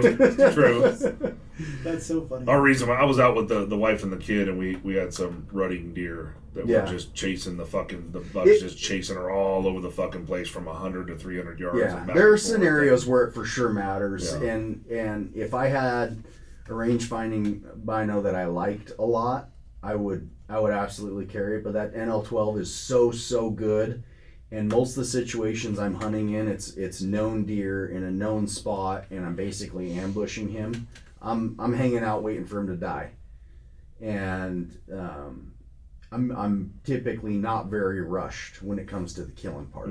Like the majority of the time, I'm not very rushed when it comes to the killing part. It's the finding them part that's hard. Yeah. And if you've been watching a deer for 2 months, and the biggest thing you got to do is find him again in whatever hard to see spot of the hillside he's hanging out on, I want the best optics I can have to find him.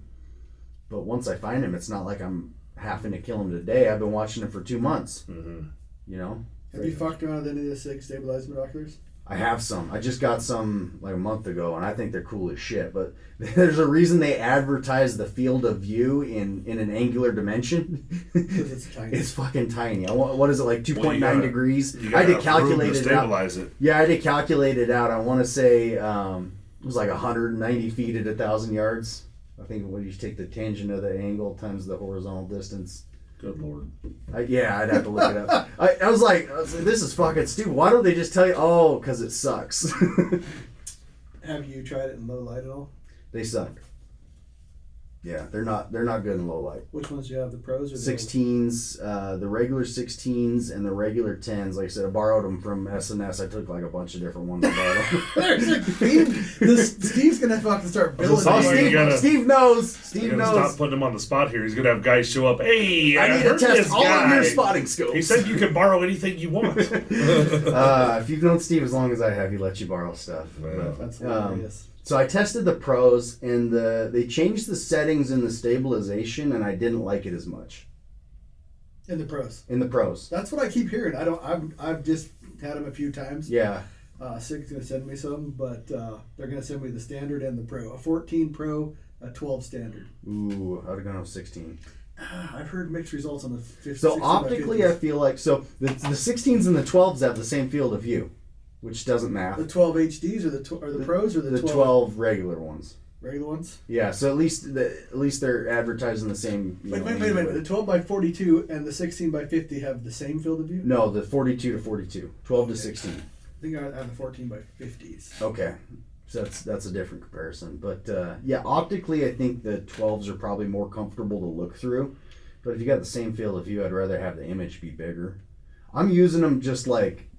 I keep them in my truck. They're for quick scans. Like I want to look at that opening. So like I don't need to see. They haven't made it actually into the woods yet. They haven't graduated that far. It's gonna be pretty hard to unseat the NLs. NLs are fucking sweet. They're so good. Interesting. That is the future, though. I know another big company that's coming out with some stabilized one. It'll be interesting. I've heard that rumor also. I've seen the picture of it, but it's not a binocular. I don't know what it is about my wife, but she can't look through binos. You Why? give her like a bunch of different pairs of binos, and she has all these problems with trying to get the eye cups out, and she holds them all funny like this, and she's like, I can't see nothing. You know, she doesn't even have them folded to the right dimension, all that kind of shit, right? But I handed her the NL Pures one day, and she got right into them and fucking loves them. So she took those to Africa. She just loves glassing with that pair of fucking binos. So now those are hers. I distinctly remember the very first time I looked through them. I borrowed some from S&S Archery. Guess what? They were pre-production prototypes. They're the ones that Steve took to Alaska for his doll sheep hunt. And I got them home. I'm sitting in my garage. I got the garage door open. I'm looking at the neighbor's pine tree. And I had 10 SLCs and 8 SLCs at the same time. And then I had some of those itty bitty. They used to make like a 32 SLC. And I had a set of 8s in those too. So I looked through all those first to just kind of like build up an image profile in my mind of what they looked like. And I pulled those fucking 8s up, and I'm like, holy shit, this is an immersive experience. Like you're antelope vision. Yeah, they're something good. just easy about looking because, like I said, she can't look through anything. There's so she much. Can't see shit, but she goes right to those and and it's there. They're so easy to look through because you just feel like you're in the image. Even like too, like how they have the indented tubes right where it holds your hands right where they kind of need to go. Like I guess what I'm saying is they're kind of intuitive, or they must be intuitive, or she couldn't use them. Well, it's the same deal as those stupid sunglasses he's wearing that I turned him on to. It's just you put those on and it just feels like the world's that color. Yeah.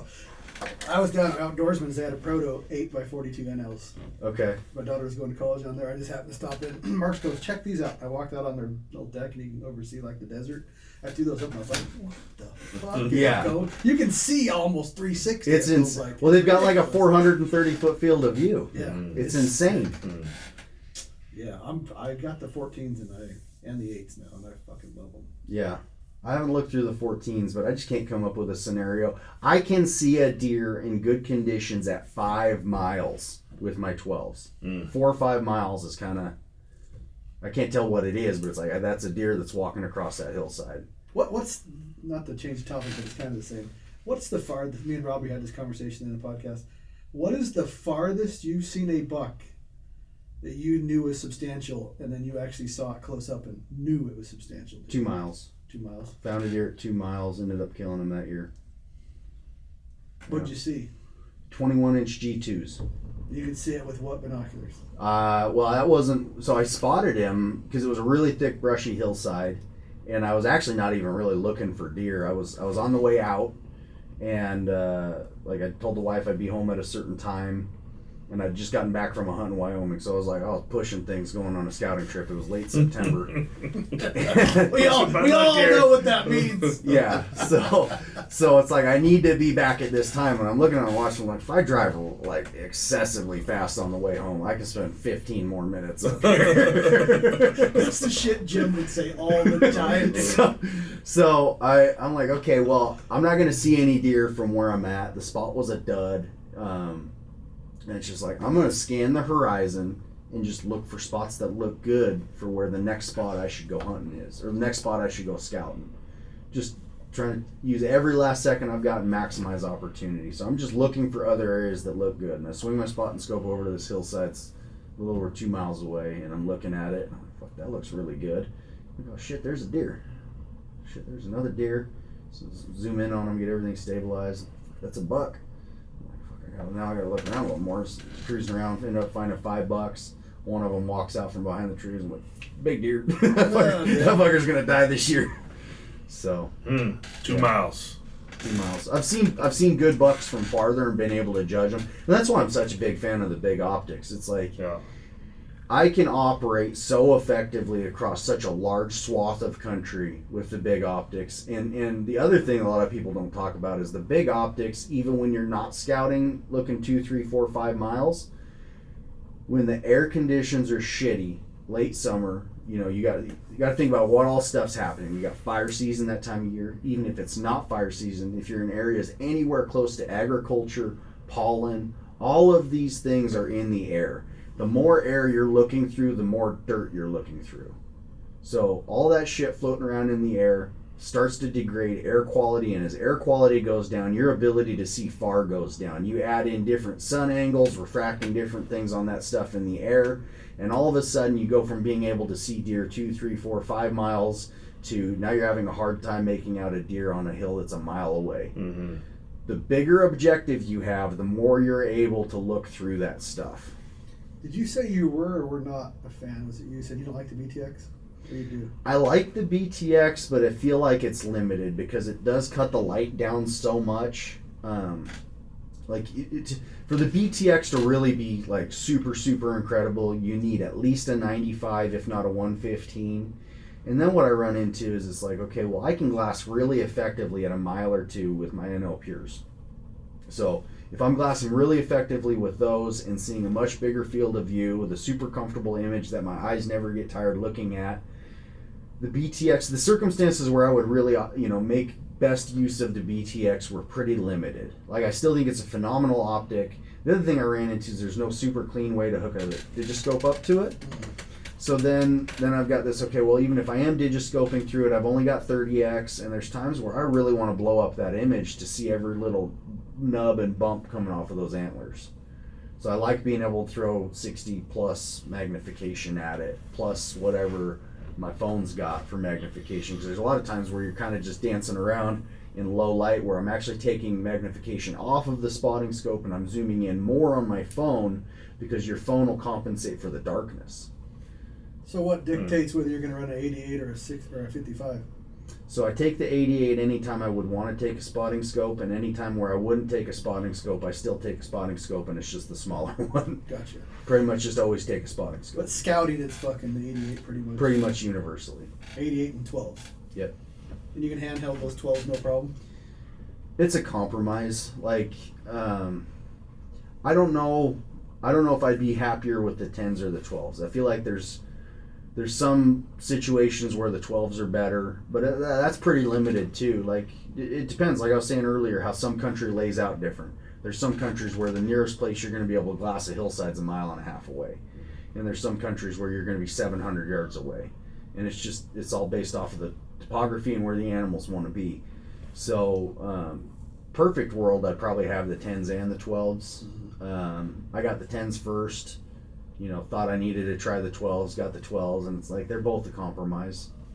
So I just stuck with the 12s, but I think I'd be just as happy with the 10s. Question for both of you. What are you guys doing preparing to get in shape for the season? I'm just trying to get less fat. That's what you said earlier. What are you doing? Eat less. Eat less, move more? It's hard to move more. My ankle's pretty jacked up. Is it fucked up? It's pretty fucked up. I know I don't know if you ever talked about it. I never talked about it. But you broke it pretty good. Yeah, like most of the way took it off. There was some skin holding it on. But yeah, about 1.5 years ago now, I fell off of an embarrassingly low trailer. And it was like a curb. Well, what was funny, the story I was telling people for a long time was I stepped on a Lego and broke my ankle. The fuckers hurt too. People be like, seems weird, but I'd buy it. Yeah. But no, I fell off of an embarrassingly low trailer and landed on it and dislocated my ankle and broke my leg. I tore pretty much everything but my Achilles in my ankle and scraped the lining of the joint off. It's been a rough road coming back, but. Like what are you trying to overcome there? Is it just swell up, just pain? It's just always stiff. It hurts. I can still go pretty hard, but like if I train really hard for a long time, it hurts more. But I think the biggest thing I need to do is just get lighter. I think if I get lighter, it'll be a lot better. God, that's what the doctor keeps telling me. Yeah. Jacoby? Well, I ain't do shit. I've just been lifting. Yeah, but Lots of roids. Your wife has we keep harping on, and your son has a good tag. We're actually going tomorrow. Are you? Yeah, we're going tomorrow. But on the fucking U.S. Forest Service right now, it says it's closed till the 15th. It is? That's what it says. Now, it says, if you look it up, it says it gives road numbers, and then it says to the west. So in my brain, it tells me like if the peak is north, yeah, everything on the side we usually hike is west. Yeah, there'll be. He's talking about Canfield right here. Okay. There'll be markers if they have it closed. Yeah, there's you can hike 90% of it till you get the Forest Service line. Okay. It's city line. Well, we're going. I mean, we're not going to be in fucking phenomenal shape. I mean, generally we're all pretty big, so we're going to be in good enough shape to where we can go hiking and kill something if we need to. I'm not talking 10 miles and we ain't running it. I've got that's for sure. Carryover cardio, and I can push through enough discomfort. I'm not really that worried about being in good enough shape. Yeah, because we talked last time you were doing a bunch of Zone 2 shit. Yeah, I did hard shit for a long time. Yeah. I can toast for a while. Since you're saying you're out of shape, you got carryover cardio and a fucked up ankle there. How far are you talking being able to handle? I think I could still one trip a deer 4 or 5 miles out if I had to. If I can lose Damn. On a trail or cross country? Both. Kind of mixed together. Yeah, it'd be slow going, but yeah. See, in that case, I'm going to bring the fentanyl. Yeah, bring the fentanyl. I'm going to bring the steroids. Dude. I'm gonna bring a whole tube of the good shit, just in case. Yeah, my fitness is called a mule now. I did do a little walk in Canfield. I was gonna say, you're talking about us. What about you? What are you doing? I'm doing Canfield. You've been riding that damn mule. Yeah, I guess. Dude, that fucking mule. I will say this: if you're fat and out of shape, The mule will fuck you up. Core muscles on that. The core and the lower back. lower back, core, and even like, I don't know what the fuck I'm doing, so it's like I yard on those fuckers a lot of times. Yeah. Working biceps, triceps. It's like a full body workout. Yeah, that's what I said. I wouldn't have, yeah. We did. Those We things. made this bet early in the year between him, me, and my boy. Whoever benches the most at the end of the year, it's $1,000 bet between the three of us. Ugh. So whoever benches the most at the end of the year wins. I don't want any. Most of the time when I go to gym now, I'm just stretching. Yeah. I'm just stretching. Well, he's got long arms, but he's juicing. I'm not. I got really short arms. So we're gonna see. Okay. You short arm guys have a real advantage. Well, I told My him arms are like 5 I told him inches we're longer starting than flat back. Okay. Flat back is the deal. I gotta pull my. So he ain't got to do this arch shit. I Where he's got got a to foot, go fucking a whole 3 foot. inches. He's got to go like 3.5 of those 8. Yeah. You can arch coming up. You just can't arch. My Instagram algorithm's been pumping me a bunch of those guys wearing the fucking silly suits where the geared bench where they put on like a Plus rubber they put band the- suit. They put the It's- bands here. It's yeah. the dumbest shit ever. It's like, okay, well, what can you lift without that thing? That's that guy that he's a big swole dude. I think he's gay. He has a big podcast following, and he has a You talking about the doctor? no. He has like a big rubber thing that goes across his arms, and Yeah, that's what they made. yeah. What's the guy that made that? I don't know his name. Yeah. Well, there's a bunch of different versions of it. They were on one deal they had on Instagram. They had RFK Jr. there trying it too because he had a Did they? fucked up shoulder or whatever. Yeah, So that guy. That guy. That whole group of I guys. know who you're talking about. Yeah. Yeah. Mark something. Yeah. Yeah. Well, yeah. I don't have that. I have like the Sasquatch AI shit though. This cracks me up. Oh, those have been good. Dude, Good. those are awesome. They're pretty funny. Somebody's putting some effort in there. I don't think that's normal fucking chat GPT shit. No. It is. I funny can see though. Luke doing something like that. He's it'd be pretty good Owen with the for funny sure. shit. Yeah. Yeah. Huh. Well, I am so proud of you graduating to a 6UM. We'll see. I'm gonna try it out. Nice thing about 6UM is if you don't like it, they don't last very long. That's true. I told Rob, I was like, dude, this is not a shooter. You need to slow down. Yeah. He has way less recoil than my 270 WSM. I was Yeah, no shit. I was spreading it out. So I had 322 Creedmoors last year, and I was spreading it out because it's like, fuck, man, if I'd have shot any one of these this much, it'd be done. I don't know. I shot a lot of bullets last year, and I've been shooting not as much this year, but quite a bit. And it's like, I just like shooting the hot stuff. Yeah. Like, I like the hot rods. Yeah. It's like, they may not live forever, but they're really fun while you got them.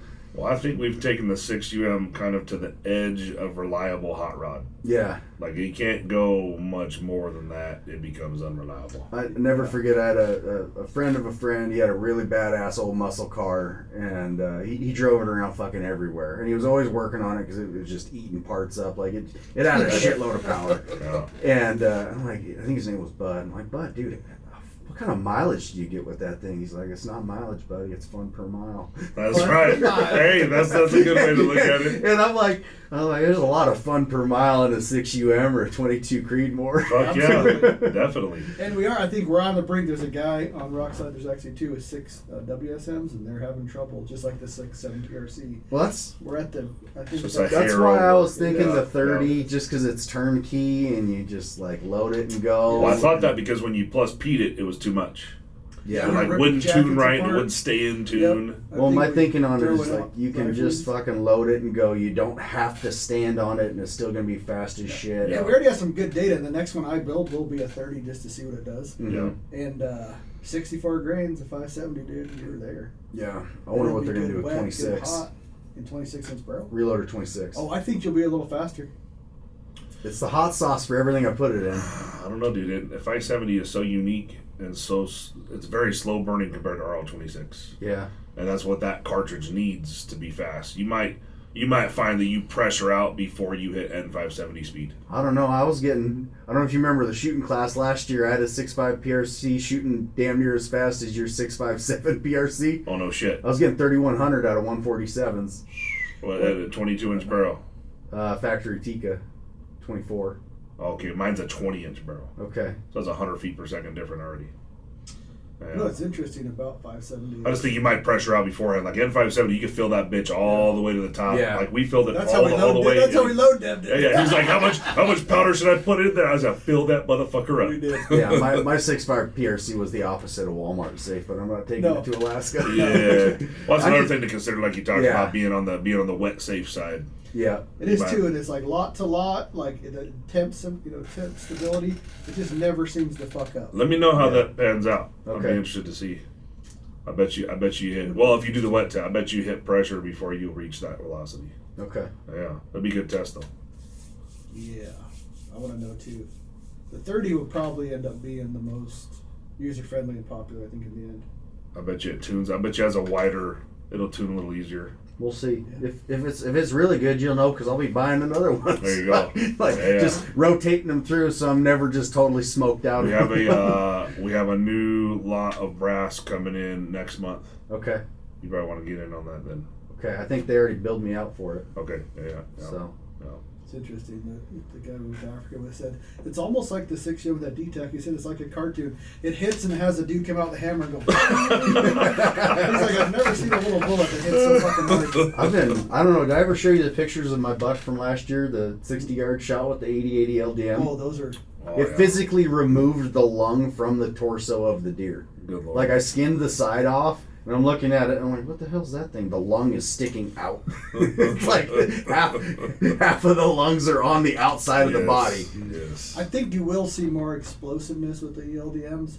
Just the DTAC just seems consistent. Yeah. Like it does the same thing. Well, then it will tumble once in a while and rip a leg off like that, but it's not predictable that way. Yeah. So. Ultra violence is the best descriptor. Yeah, I think the other bullet, you're gonna see some phenomenal stuff, bro. Yeah. Dude, we gotta get a sticker or something that says the 6UM did that, and then have them take pictures with what happens. What the insides look like with the sticker there. Dude, the most violent one was Jim's daughter, 450 yards, and it looked like 2 watermelons came out the other side of that elk. Mm-hmm. Tumbled, must have came apart. There was holes, 2 different holes that big. Pretty weird. It's weird though, going across all the ELD murder bullets from seeing the 88 and the 147 and a handful of others. It seems like, and it's small sample size, but it almost seems like more concentrated violence. Where the smaller stuff doesn't do as wide of a wound, but it's like on the other side it seems nastier. I'll just never forget the one we shot cow elk in Montana. And we skinned the side of this elk off, and the entire side of the elk was bloodshot. Mm-hmm. Like underneath, just the whole fucking thing. It was just the amount of energy it would have taken to do that was incredible. And the 88s don't seem like they've been that, but they make a fucking hole. Yeah. They do, and the weird part about that cow elk was 782 yards when it hit it. Yes. Yeah. And it's just the bloodshot was that far down the back of it. It was like I pictured that you see those pictures of when you hit the block, right? And you can see like the temporary wound channel and the block like swells up, and I'm thinking to myself, how big was that energy wave to bloodshot the entire side of the elk? Yeah. I'm not even joking. Like it was the whole side. It was crazy. We forget anything else? No, this was awesome. I will say, I'm tired of answering it. The OGL by the 1st of August, and the 222 cans. Oh no, that's better. I'm gonna say so you're gonna hopefully are they gonna edit this for this week? I think we have one more, and then next week it'll come out. The OGL is coming out next week. Well, we can have. Well, we were talking about that. Is that you better tell Owen he's gonna have a heart attack. I got him under control. OGL is coming out later next week. Okay. We were gonna do Monday, but we have Great. some things that we need to move around for break stuff. Good. Once that's moved around, it will come out next week. And the 22 LRs Those are not going to be next week. by the 1st of August. Yes. Isn't Form treating those like a 223 light? Dude, He's hammering 223s. He Yeah. sent me a video with his AR, and he's just going clack clack clack clack clack with the 5.56. Well, it's because we just told him, did you mag dump it through your work gun? And he said no, so that's why he's probably. Isn't his work gun like a 7-inch gun? I think it's 11-inch.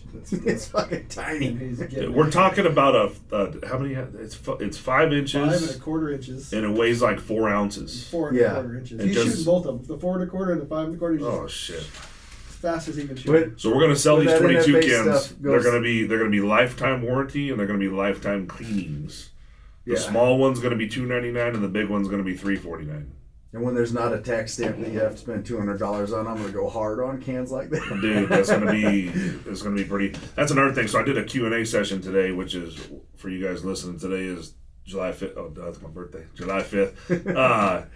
And there's a lot of guys. They're really confused about what the big beautiful bill means and all that good shit. So basically, as of today, the way the bill is written, it is going to $0, but it states 90 days after any quarter that begins 90 days after the bill was enacted. So that fucks fourth quarter means that it's going to start first quarter of next year. Mm-hmm. So you're not going to have a $0 tax stamp until 1/1/26.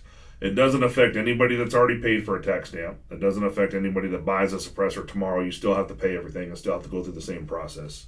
Another guy asked me, when do we not have to do Form 4s? This has nothing to do with that. Everything is still NFA. NFA still exists. You're just only paying $0 at this point, and that's not happening until 1/1/26. But we kind of decided, I don't know exactly what we're going to do yet, but we're going to do some level of discount on everything to help offset that for the rest of the year. Yeah. Because we don't really have a choice. Either guys are going to wait or we're going to try to discount some stuff. And obviously cans that cost $2.99, there's not a lot of room there to pay. We can't pay for your tax stamp on those. So yeah, we might end up delaying those for that reason, or just opening up for those that want to pay the extra $200. But the more expensive cans we can do stuff on. So yeah. The interesting part on that 22LR can, the 5.5, the NAT, is on a 22-inch 223. It was 139 decibels. That's crazy. Now, what kind of testing equipment did you use for that? Oh my God! Was it calibrated Was it before and calibrated? after? Did you have a mouse fart in it first? What kind of treatment did you do on the threads before you screwed it? Yeah, no shit. Basically, we bought the best sensor you could buy that was intended for ballistics. Mm-hmm. There's $5,500 for each sensor. We bought 2 of them.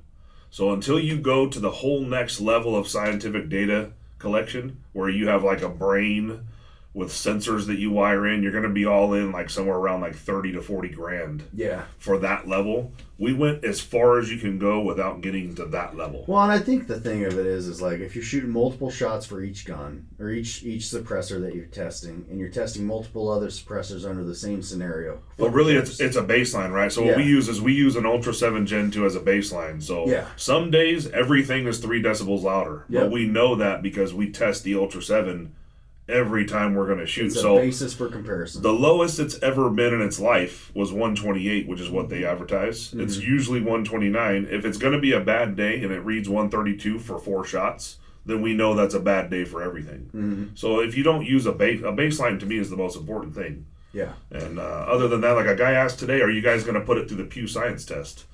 I said we don't know yet, but in all reality, it's a third-party tester. It's not just testing decibels; he's testing other things too. But if we're using the same ammo that everybody else uses, and we're not spoofing our numbers, and we use a baseline for testing, we're a little conservative on what we advertise. We're usually a decibel or 2 average under what we're advertising. Well, the other thing that I keep coming to is like, I've been around a lot of different suppressors, and most of them are good enough acoustically. Like you get to a certain level. And this is what Form talked about a lot. Like, and I think the tone thing does matter, but even outside of that, like once you get to where like, okay, this isn't obnoxious to shoot. The next thing I care the most about, how obnoxious is it to carry? Mm. Like, your guys is the shortest. You guys is the shortest. So like it hits that, okay, good enough criteria for me for sound. Yeah. Once you're there, anything better than that's cool. Yeah. But I care a lot more about other criteria once you've hit that line. And you guys hit that line. And then after that, it's like, well, this one's shorter. We gave you another advantage that if every other can is in front of the barrel, mm-hmm. and they're all, like you said, they're acceptable. Yeah. We gave you another advantage on top of multiple other advantages because the gun balance is better and it's lighter than the other one I was using for the same sound quality. Yeah. With the tone that I like.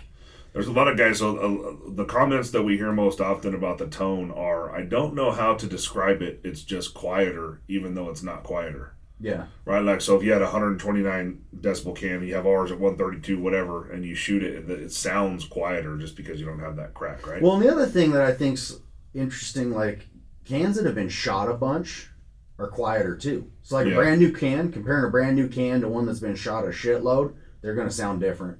You put a they're can be a little cover, bit heavier. You put a can cover on that can, and that can sounds different. Definitely. So, like, when I was playing around with all this shit, I'm like, oh, this is all things that matter, but that thread that I made gone so fucking sideways, it's like, I don't even want to bring this up, because it's just another thing for people to argue about outside of what I was trying to say. Yeah. It's like, you hit that, okay, it's for sure good enough. I like how it sounds better than any of my other cans, short of that one I borrowed from my buddy, which is way fucking longer. The suppressor decibel level arguments are the same as cartridge arguments. Yeah. It gets to a certain point. You can go to the end of the world where it's like, okay, hit good enough. What's the next thing I give a shit about? Yeah. Yeah. And if humans can't really decipher between 130 dBs and 133 dB, they just we don't have good enough hearing to hear it. So it is all dumb. I'd rather have a short overall barrel, short overall gun, weapon system, easy to carry, and a couple decibels under 140. Yeah. Yeah, and that matters as a person who's been forcefully removed from a dirt bike with his gun hanging up in a tree. Like, dude, it matters more. It matters. To me, it matters more than, okay, we got it below 140. Well below 140, right? Yeah.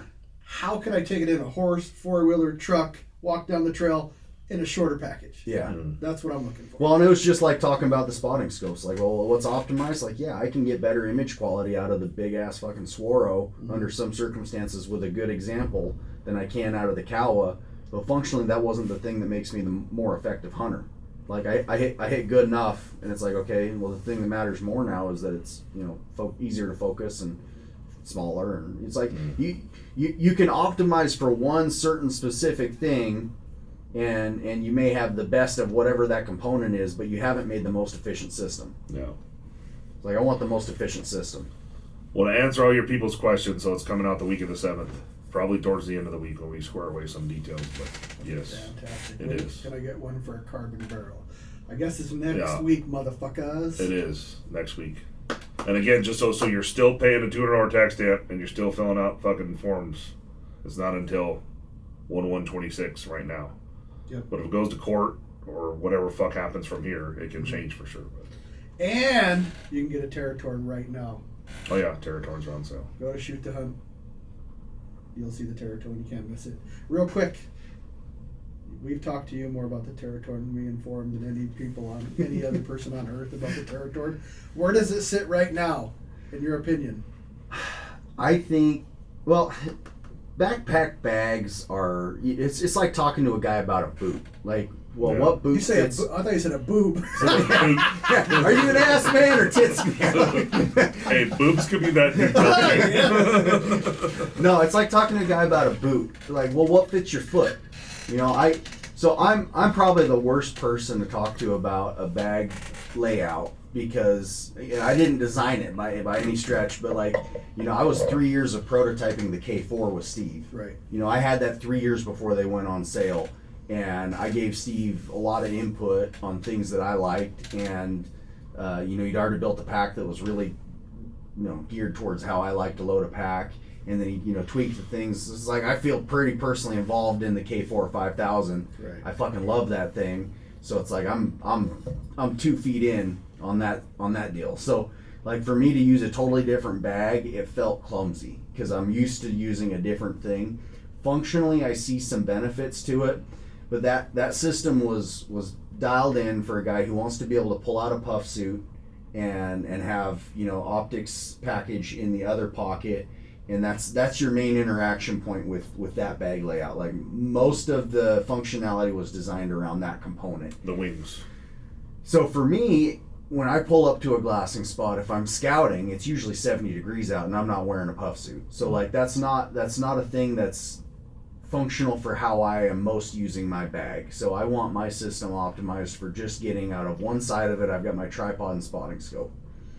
And then even late season, if I am in a circumstance where I'm going to be glassing, it's not somewhere where I'm just rolling up, I need to get all my shit out and be glassing. It's like I'm going to kill a deer that's on this hillside that I've been watching for the last 2 months, and I'm going to get there and I'm going to sit there the whole day. So I'm not really worried about how long it takes me to get a puff suit put on because I don't need to be quick about getting it on and off. We've already decided you're an abnormal hunter. Yeah, so I'm not, It's an anomaly. You're the anomaly. I was actually kind of surprised. I didn't think I was going to like the sleeping bag pocket, and I kind of liked that just for having a separate place to organize shit, and the fact that bottom zipper is always accessible. Jet boil down there. Yeah, it's a great spot for jet boil. I did have my jet boil down there. So, I don't know. I'm going to use it more this fall and try it out. Like I said, I'm pretty invested in my other system just because I've been using it for so long, and I've got to be a part of making it in a small way. But I do think there's advantages to it, and I think it's a what fits you type deal. I think that pack's gonna be great for a lot of people late season hunting that want a big bag. And that's when I'm going to try and use it more. Like I said, I tried it out a bunch and gave you guys some feedback on some stuff that I would change. and most of them were small, like sew this here instead type things. But yeah, I think it's cool that it exists. It's not something Steve would have ever made. I think it opens his company up to a different market of people. Yeah. I think there's going to be a lot of kid-free guys that like that style of bag that are going to jump into this. Yeah, to me, it's a modernized. I don't even put the fulcrum in the conversation. It's a modernized EMR2, a much better EMR2, less strappy on it. And I would not have said this 2 years ago on a better frame. Yeah. So, yeah. So even Dioni likes the Terratorm, so go buy one. Anything we miss? Anything else you want to hit? Thanks for coming on. Yeah, thanks for having me. Appreciate it. You're always welcome anytime. It's always Yeah, your number. That's his third time. You're by far the most frequent visitor. guest. Yeah, it's convenient. Drag my family up here, and There you go. It is. It's like when you take you say, I'm going to take the kids out on a hike, but it's really a scouting trip. yeah, I definitely like the double dip stuff like that. There you go. Hey, that's smart. That it works out conveniently with as much as I like to shoot, because like every year I just go up and I might use another barrel. Yeah. Hey, you throw a barrel in there for me? No problem. Nice. Fun per mile. A lot of fun per mile on these Fun packages. per mile. That's in 6UM. Fun per mile. All right. If you need to get a hold of us or you want us to answer a question, go to our contact page and put it on a speak pipe. That's the fastest way to get a hold of us. Thanks for listening. The 6UM.